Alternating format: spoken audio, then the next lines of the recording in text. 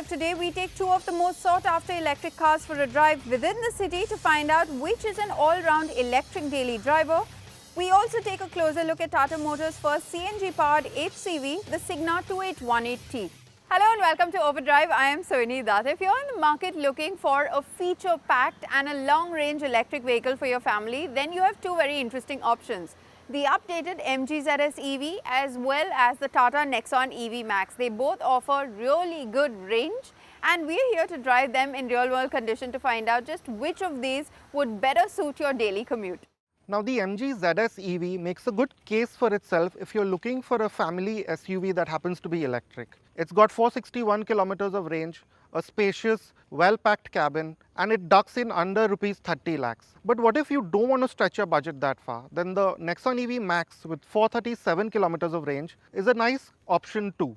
Of course, it's smaller, but it's also 7 lakhs less in price, and you get a lot of features with this one as well. So which one should you pick? We'll tell you that today.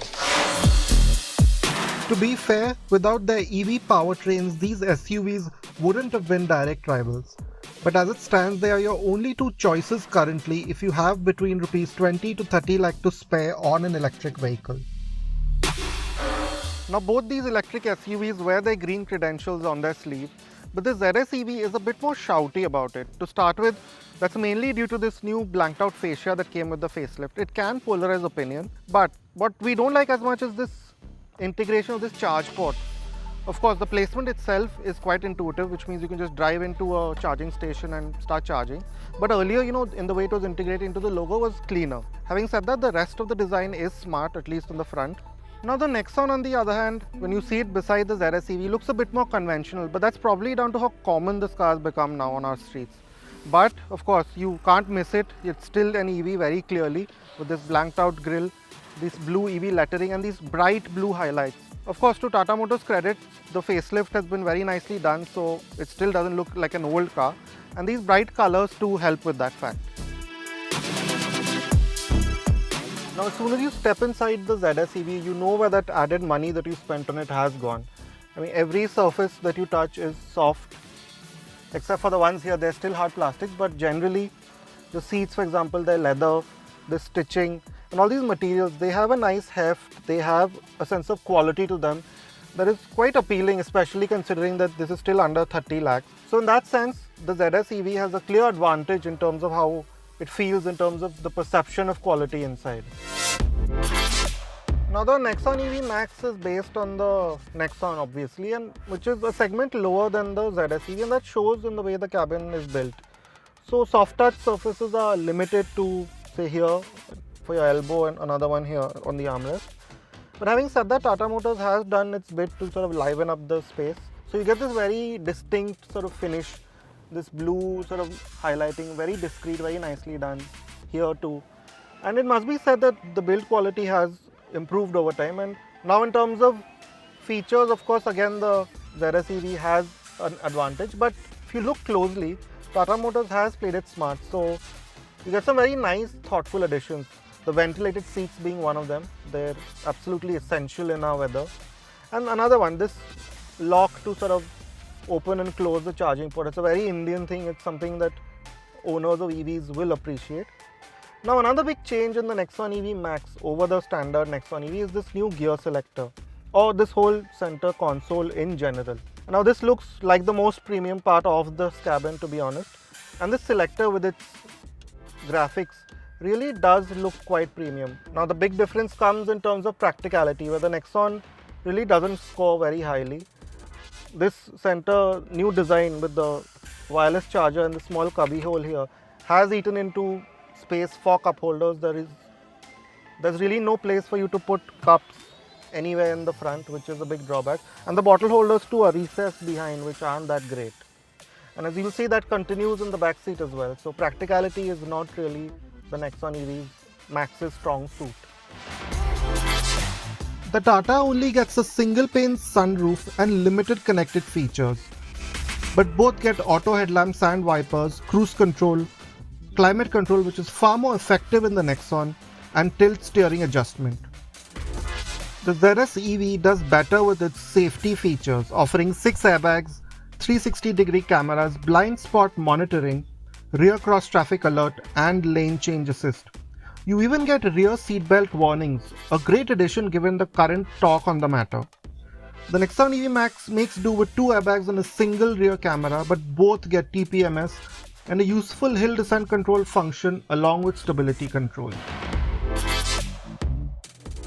Now, like the rest of the cabin, this instrumentation in the ZS EV also looks more premium than the Nexon at first glance at least, and it has quite a few benefits. For example, you have these nice digital readouts for the speed and the power that you're using. And this central diagram also gives you a very clear idea what's happening with the SUV.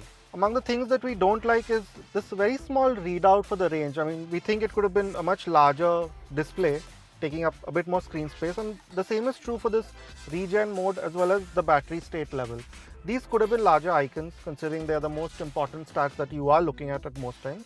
Although completely opposite is this trip data, which is again very nicely laid out, very legible. So you have a great idea what's happening with the car in terms of how efficiently you're driving. The MG ZS EV gets a larger battery pack with this update, growing from 44.5 kWh to 50.3 kWh. The one in the Tata Nexon EV Max is notably smaller at 40.5 kWh, but still quite a bit larger than the 30.2 kWh of the standard Nexon EV. Having said that, there's less of a gap in the two SUVs' ranges. While styling, practicality and features are very important when you're buying a car, what's most important when you're choosing an electric vehicle, of course, is driving range and performance. More on that after this very short break. Stay with us, you're watching Overdrive. Welcome back, you're with us on Overdrive. Now, recently MG Motors has given the ZS EV an update, which means it gets a bigger battery pack, which also translates to a longer driving range of 461 kilometers. And Tata Motors has also updated the Nexon EV, calling it the Nexon EV Max, again with a slightly bigger battery pack, but that also translates to 437 kilometers of driving range. So we drove these cars in real-world conditions to find out whether these numbers are indicative of their real-world driving range.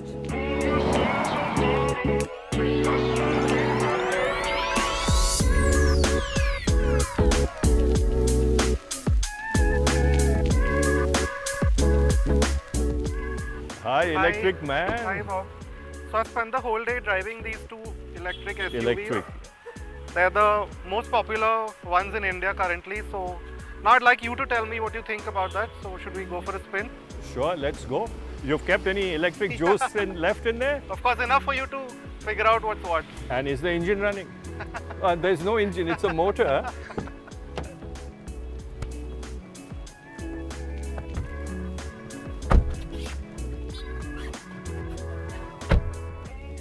How much range have you left for me to use? There's still 143 kilometers in this one. Where does it say 143? Yeah. But that's so small. Yeah, to it. exactly. It's like they don't want you to know the range. Almost like that's to look quite closely to sort of see it. And you know, when you have reading glasses like I do, separate ones, Yeah. then it's even a little more difficult. But normal cars, you look at the RPM meter, the speedometer, fuel, engine temperature maybe. Yeah. Here now you're looking at how much is the battery charge, what's the regeneration that's happening. Yeah, exactly. And these are such important factors, right? Considering people are still getting used to driving these cars. So am I. Huh? Yeah. You are the electric man. You are the one who spent a lot of time behind the wheel of electric vehicles. But really, I'm looking at all these displays, Tween. Yeah. What I visualize as someone who's driving EV vehicles, you're going to be looking at this screen far more than you would in a conventional internal combustion engine car. Because you really want to know what's the battery condition like, what's the charging happening, what's the range, because it keeps changing. Yeah. And given on the way you're driving, which mode you're in, I believe all these cars, now this one has what, how many modes? 3 modes? It has 3 drive modes and then 3 more regen modes. So you have a wide permutation of, driving sort of feel coming out of it. So which means once you start using it on a regular basis, living with the vehicle, you learn that these are my driving conditions, this is my daily commute, and this is the setup that works best for me. In that sense, I found that the Nexon EV Max was a bit clearer with its range sort of estimate, because it will change with each drive mode, and then it will further change with each regen level. So you always have a fair idea of the amount of range that you get in if you use which mode. And very interesting. I mean, the cars are going to now require a lot more intelligent drivers, people who can figure out the modes they want, the regens they want, and these were things, I mean, you never consider in a regular IC vehicle. Yeah, definitely.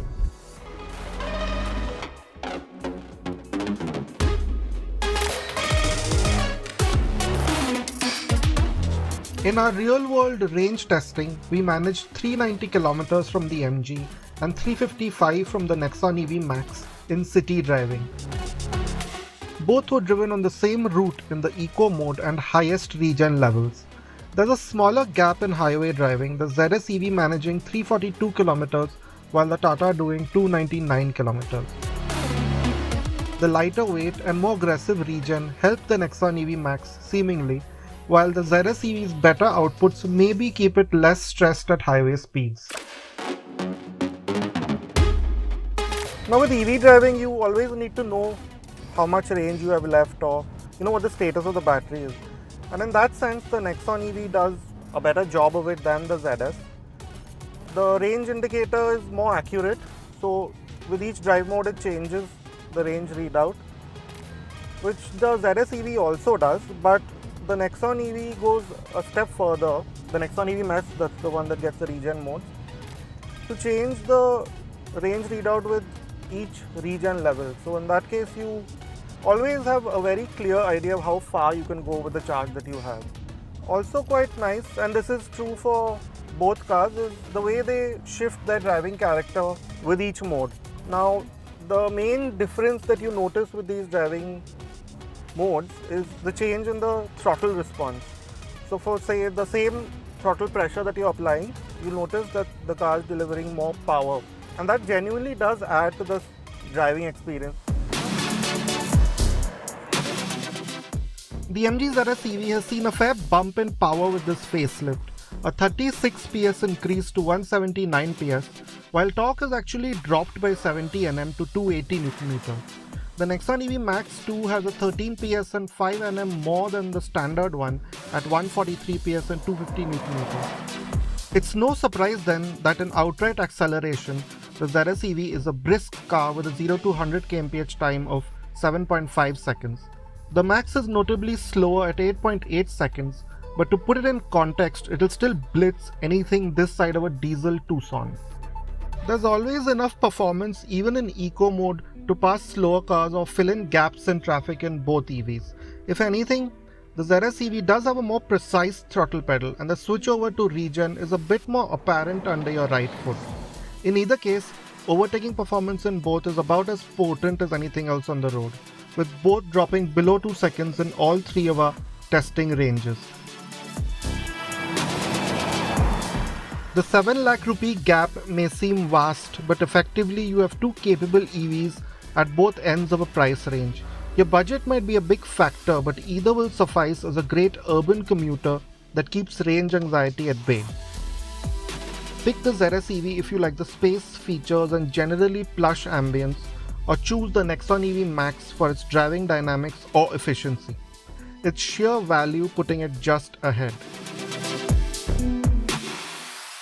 As Tuhin just mentioned in this story, both of these electric vehicles are equally capable. You just have to pick one over the other based on your requirements. We'll take a very short break here on the show, but coming up on the other side, Welcome back, you're watching Overdrive. Tata Motors has just introduced a CNG-powered HCV in the market, which is a definitive step towards zero emissions. Here's more on that.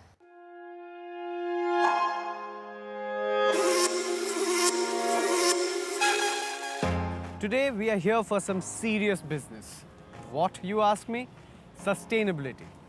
It is one of the most important agendas across every brand in this world. And today we have with us a revolution in terms of tech, built, application, and of course, last but not the least, sustainability. This is the Tata Signa 2818 CNG. Available in the new Signa and Cowl options, this is the first CNG-powered HCV in the 19 and 28-ton nodes in the market.